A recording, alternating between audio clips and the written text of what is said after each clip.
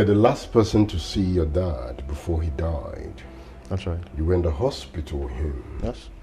Can you tell me the last 5 minutes of Lam? What happened within that last 5 minutes? What happened? Well, the last 5 minutes to me signifies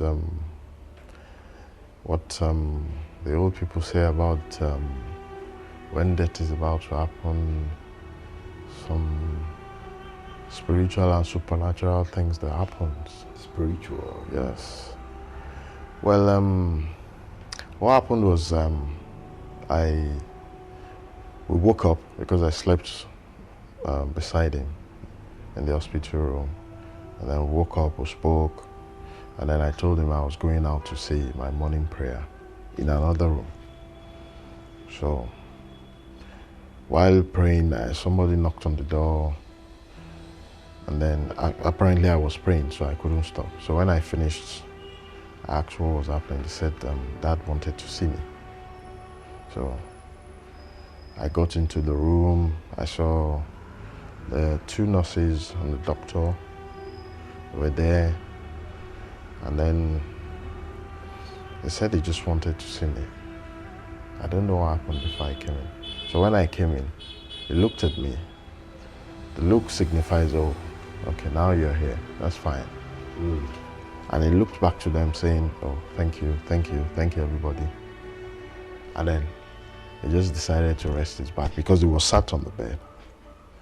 And then he just decided to rest his back. And then he just started going like that. That was it? Yes. What was it like? What was that transition like? Like I said, I mean, it's not something that, it's not as if human beings are talking to each other.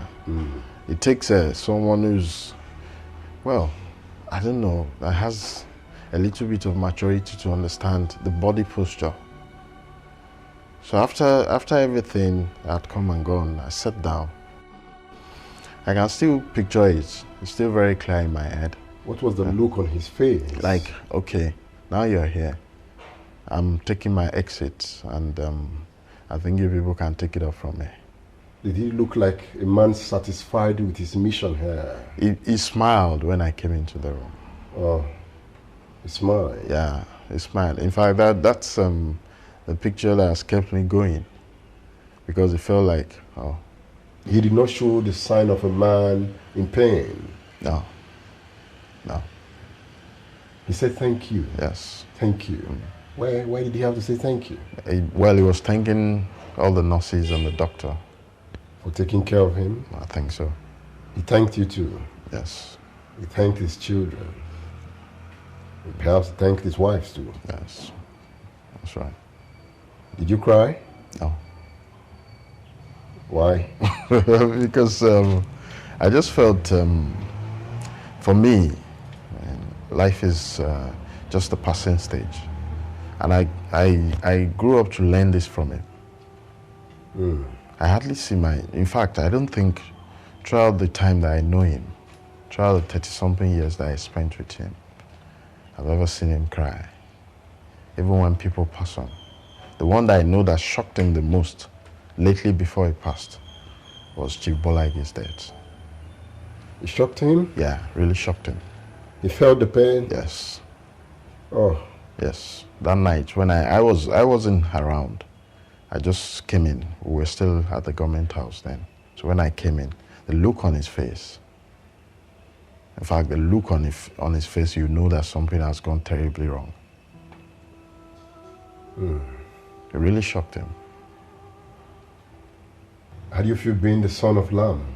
Well, it's good. I'm happy that I have someone called Lam as my father, because he has helped train me in the right way. He has trained us in the right way, and the fact that he has led he has left a very good legacy for us, even though it's challenging. Like I always tell people, this guy has set a bar that we have to try as much as possible. If we cannot beat, we at least meet. You are the last son of Lam. Yes, I am. You were in the hospital. I learned he didn't want to go abroad for treatment. That's right, yes. Did you discuss that with him? Yes. What did he say exactly? Well, one of the reasons is, why do you have to be spending so much money? Secondly, if we have not made this country good enough for you guys, why do we have to be running away to another country to treat ourselves? So this was a man who was not even thinking of death. He wasn't scared of it. No. No. So he didn't even mind if he died. Yes. And he died. Yes. And the third and the major thing is, he believed so much in this land. So he told me, he said, it's not proper for him to go and die in another man's land. It was that traditional. Yes. And he told us that the day he leaves, we must bury him that day. And he was buried that day. Yes, he was. He was buried there. That's right.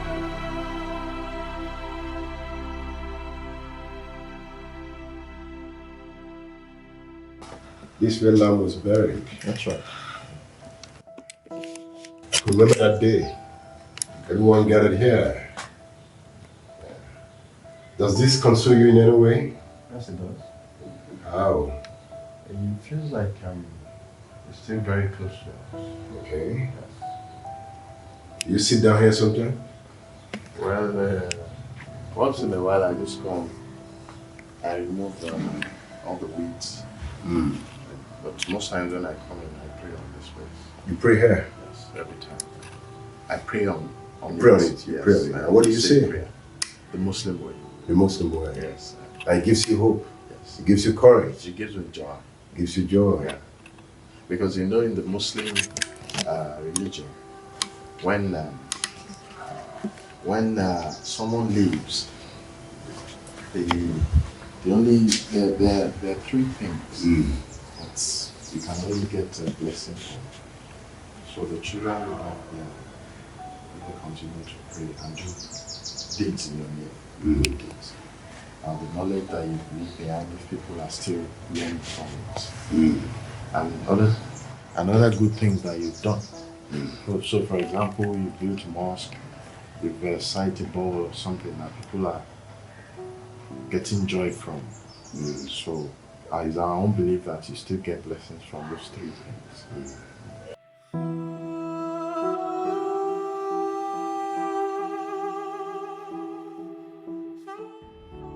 Why God has chosen that 11-11 for him. 11-11.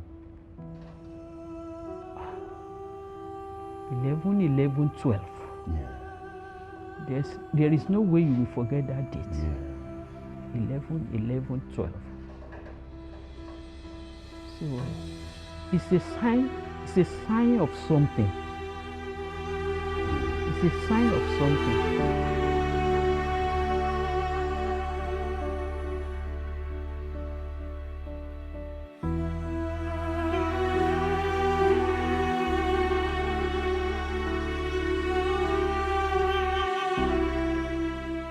We live in a society that's so crazy about wealth. We know politicians who emerge as local government chairmen. Within a year, they built mansion. This was a man who was a governor for 4 years, a leader of the progressives in this state in the Southwest. This is his modest apartment. This is his modest house. Yeah, we are not happy. I mean, if you see the part we are doing, you see that we really appreciate the part that you told, and that's what we are doing now.